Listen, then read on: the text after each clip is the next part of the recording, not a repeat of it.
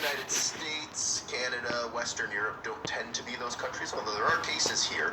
We'll get into malaria a little bit in the future. In addition to that, there's actually more than 3,500 species of mosquitoes, and they're found on every continent other than Antarctica, which, not many things are found on Antarctica, at least living things. So tons of mosquitoes all over the world cause a ton of different illnesses. And mosquitoes are actually a vector, is what we call them, for a whole slew of viral and some parasitic diseases. And what a vector is, it essentially means that the mosquito just carries the virus or parasite that then will infect that animal or human.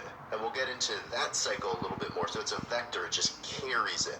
It's like a chip is for dip for me, the chip is just the vector that carries the dip.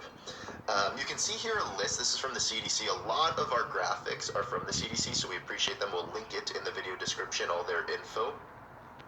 But you can see a ton of different viruses and parasites that are contagious from mosquitoes, that mosquitoes can carry and infect humans with. Cash fever, chikungunya is one that's crept into the news, primarily in South America, but also elsewhere. Dengue fever, which you would be surprised, there's actually thousands of cases in the USA each year, at least as last year, over 1,000 cases in the USA. Eastern equine encephalitis, this was spreading or had an outbreak a couple of years ago in the USA, although it's calmed down a little bit since then. Jamestown Canyon, Japanese encephalitis, La Crosse encephalitis, Rift Valley fever, Ross River virus, a lot of fun names here. Ross River virus, Rift Valley, St. Louis encephalitis. West Nile is probably the most well-known in the United States, at least, which can cause a really severe neuroinvasive disease. Yellow fever, and then Zika virus. Zika you might recognize as it was causing newborns, mothers who were infected with Zika. Newborn babies often had some disfigurements. I shouldn't say often, but they increase the risk for some disfigurements if you caught Zika virus while you were pregnant. And then parasites, malaria is the main one that we always hear about, which is from a mosquito vector. Lymphatic filariasis, and then dog heartworm is actually from a mosquito vector as well, for all you dog owners out there.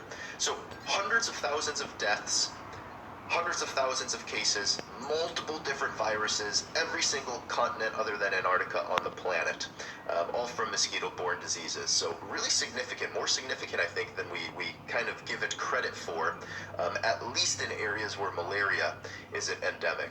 So what, is the mosquito? Are there different types of mosquitoes? Why does that matter? We put this in here. This is just a fun graphic, again, CDC website here, that shows the anatomy of a mosquito.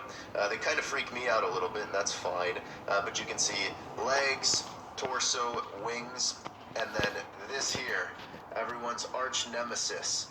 I don't know how to pronounce this, proboscis. And this is what actually goes into the skin. You can see it here. Pierces the skin, and then sucks the blood out of the skin, so you can see it in all these pictures. Interestingly enough, there's, I think, a lot of facts that circulate about mosquitoes that aren't necessarily 100% true. So some have said that mosquitoes can only live outdoors, and that's not true. They can actually live indoors or outdoors. So fix your screens, keep your doors closed or a screen over it if you don't want mosquitoes to get in the house. Females are actually the only type of gender of mosquito that bite, aka suck blood for blood meals. Males do not. And after a female mosquito gets a blood meal, it goes and lays a bunch of eggs. So not only does it suck your blood, leave you with a welt that's all itchy, but it also then goes and lays a bunch of eggs and reproduces. Males only live 2 to 4 weeks. The females, though, live longer than that. And again, the females are the ones that actually do blood meals. So males, number one, don't often bite and do blood meals. Number two, don't live that long. So females are really the dominant here. And then another thing that people often say is that mosquitoes typically only bite at night or at sundown, and that's not true. We've all got mosquito bites during the day. It's often more common at night, just without that sun beaming down, but they can bite day and night. Here are 6 different species of mosquitoes in the United States, and these are also the species that tend to spread diseases, and we'll get into that a little bit more. This is the Aedes aegypti mosquito. You can see kind of the speckled pattern here.